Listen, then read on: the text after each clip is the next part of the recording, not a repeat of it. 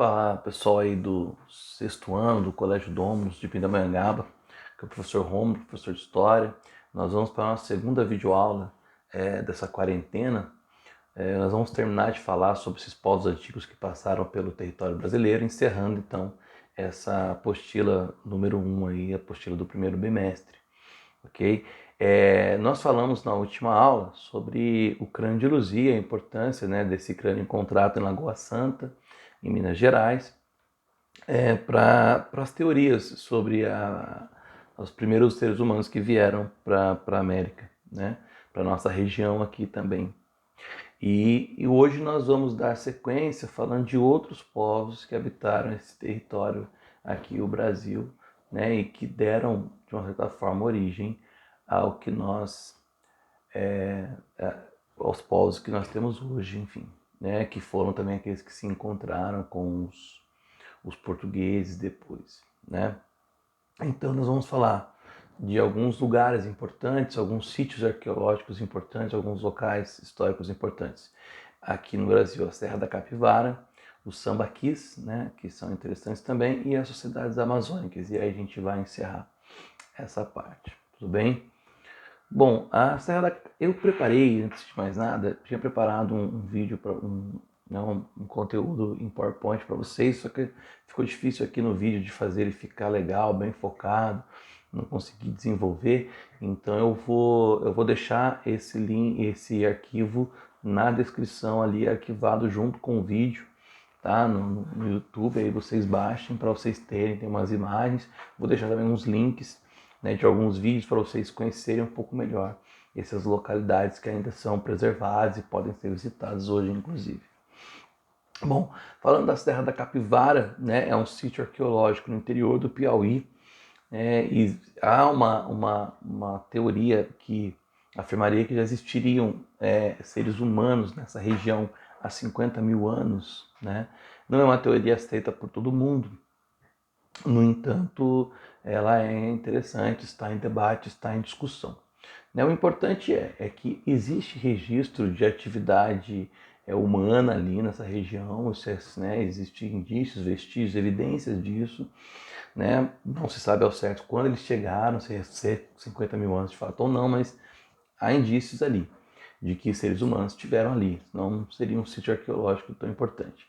Bom, os povos dessa região, né, pelo que deu para recuperar essa história, para reconstruir a partir das evidências, eram grupos pequenos, viviam em pequenos grupos, né, próximos de fontes de água. Como vocês sabem, a água é um elemento importante para a vida, né, em sociedade, para muitas coisas que a gente faz.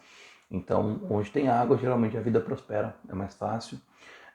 Então, viviam da caça e da coleta, como nós vimos muitos povos, né, nesse período aí, né? Muitos não eram nômades porque não dominavam a agricultura. Não é o caso desses da Serra da Capivara.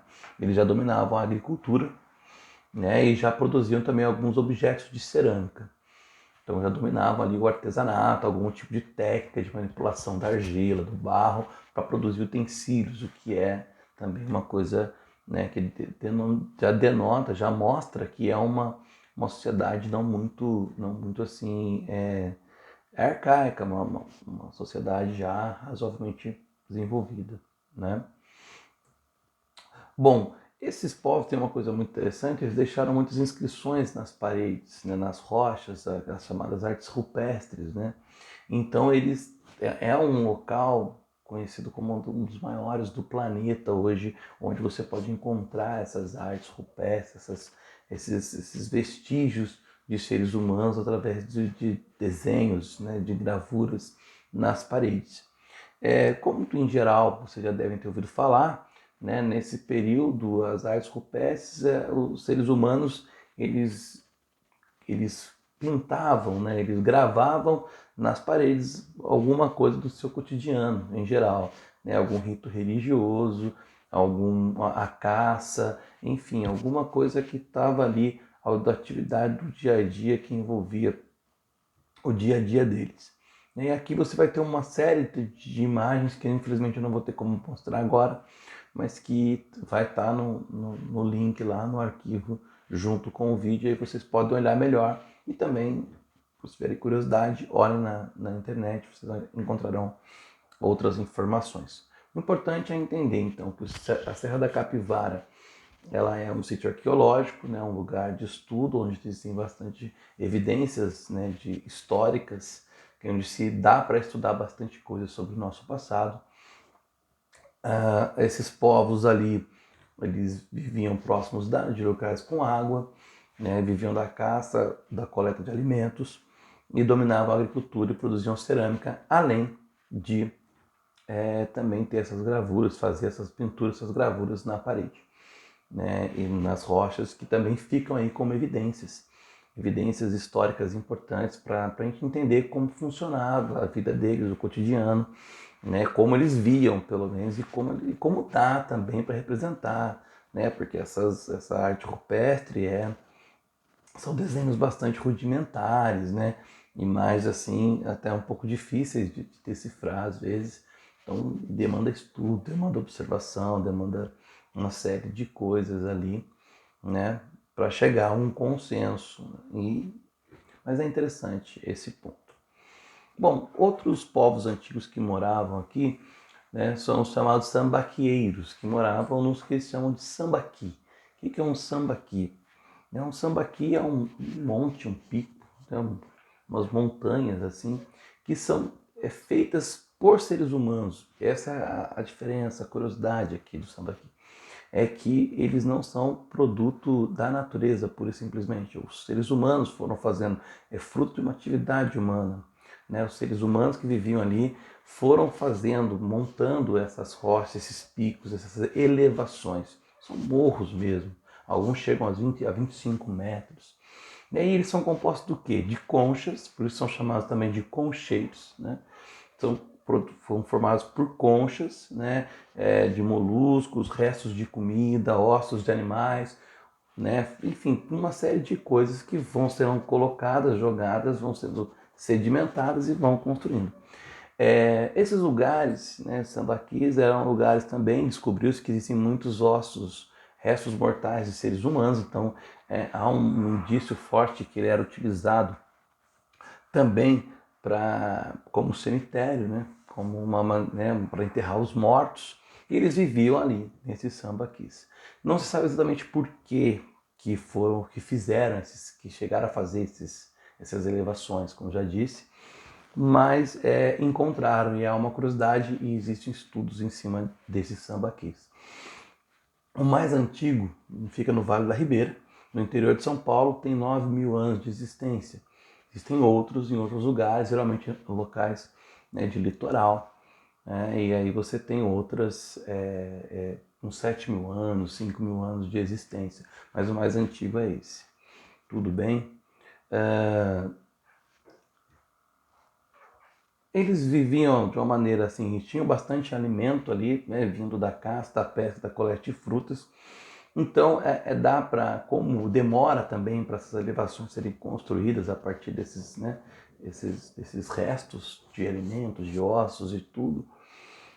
Então, há uma tendência, há um certo consenso de que esses povos eles não eram nômades, eles eram povos já sedentários, já ficavam mais tempo naquela região, porque tinham mais alimentos, né? E as condições de vida ali eram, eles conseguiam se manter mais tempo ali. E até para as elevações serem construídas, eles precisavam realmente ter de mais tempo ali naquele local.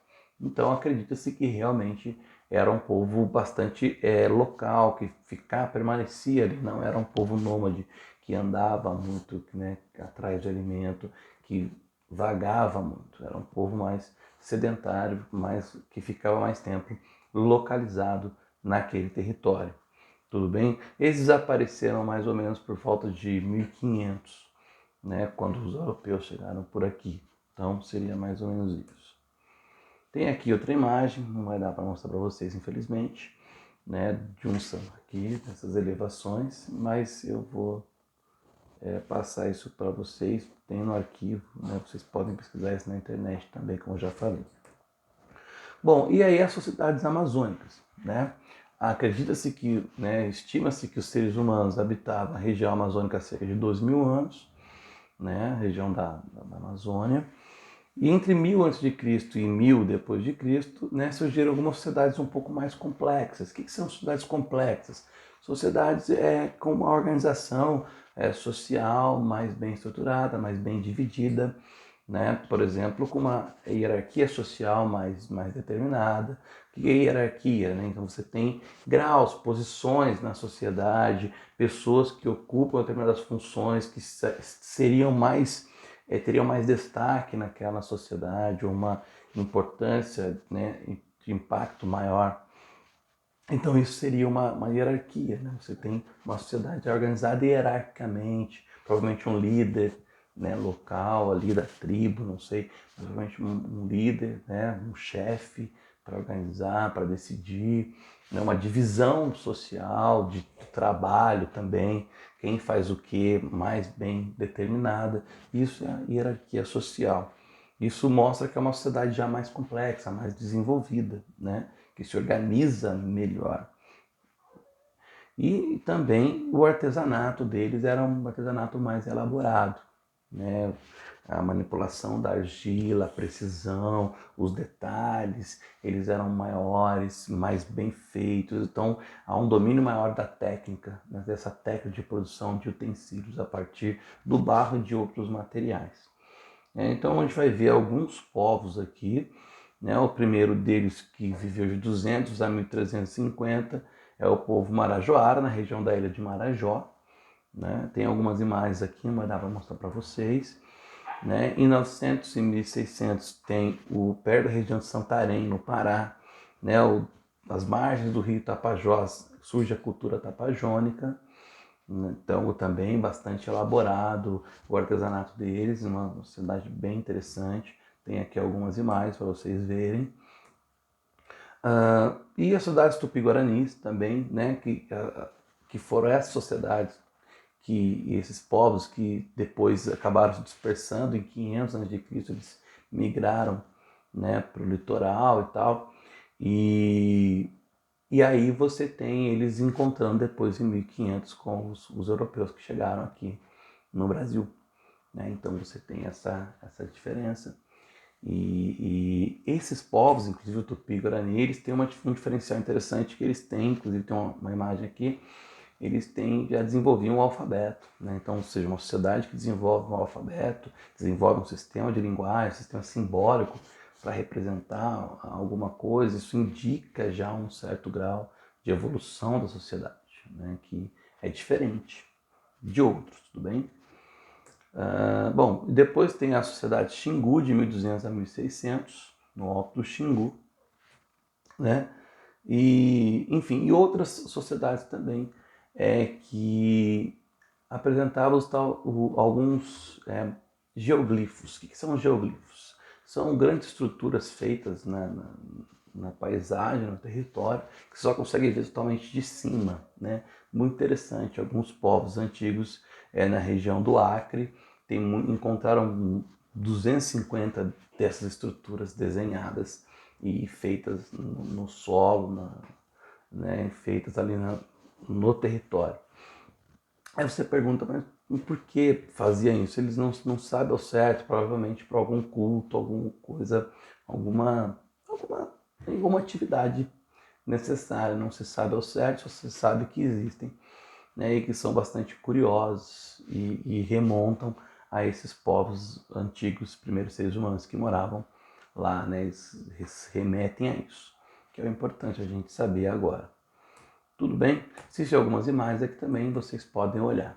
Creio que tenha ficado claro esses vários povos antigos. Olhem melhor a imagem, né? Olhem o arquivo que eu vou postar, fica mais fácil para vocês terem uma visão mais ampla, né? Eu vou colocar alguns links para vocês verem os vídeos e aí vou deixar também uma atividade na descrição, aí vocês façam por gentileza, tá? Até a próxima, então um abraço, muito obrigado.